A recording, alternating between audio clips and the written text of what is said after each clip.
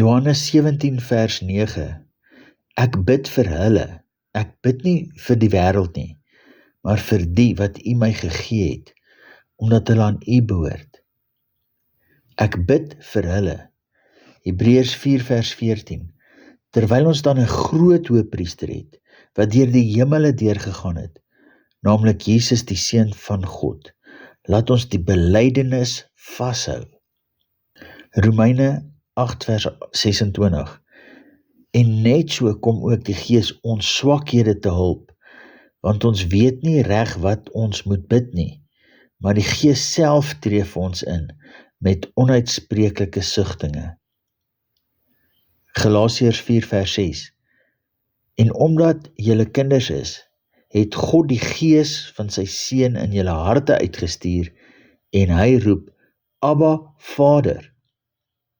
Vader, dankie dat ons saam met Jesus gedra word deur die Gees van die Seun, wat in ons roep, Abba, Vader.